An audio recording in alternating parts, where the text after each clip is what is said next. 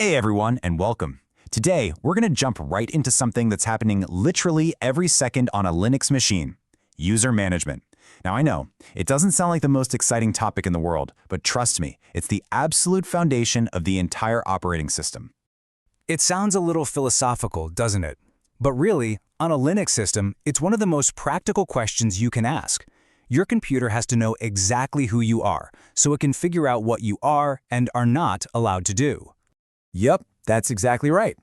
Think about it. From opening a simple file to firing up a huge web server, every single thing that happens has an owner, and figuring out who or what these owners are is really the first big step to getting comfortable with Linux. So why do we even bother with all this user stuff? It's not just about having a username and password to log in.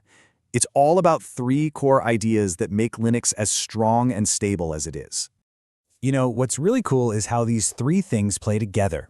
Security is pretty straightforward, right? It stops people from just waltzing in and messing with important system files. Isolation, well, that's like the system building digital walls between us. It means my stuff is my stuff and your stuff is yours. And accountability? That's the system's own little detective log.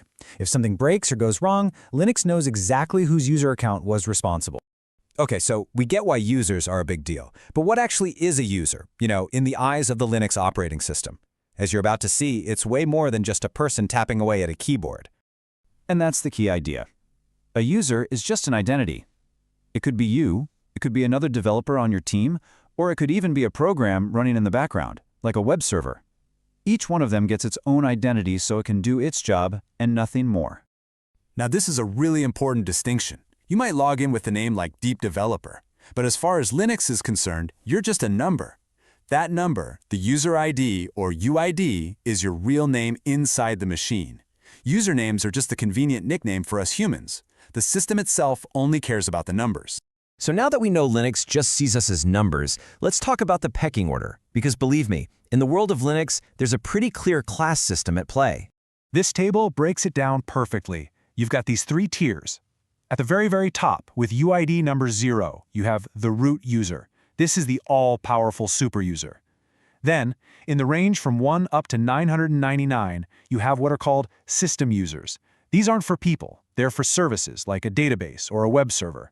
And finally, starting at 1000 and going up, you've got us, the normal users. And the power gap between these two? It's huge. Just think of the root user as having God mode for the entire system. It can go anywhere, read anything, delete anything, often without even asking you twice. A normal user, on the other hand, is, well, it's you. It's your everyday account. You have your own little corner of the system to do your work, and you can't accidentally delete a critical system file. All right, enough theory for now. Let's get our hands dirty. How can you actually find out who the system thinks you are right now? It's a really simple question. And you're going to love this, there's an even simpler command to get the answer. And that's it. The answer comes from just two little letters, ID. Type that into your terminal, and it'll tell you everything you need to know about your current identity. And boom, this is what you'll get back. This is a totally real-world example.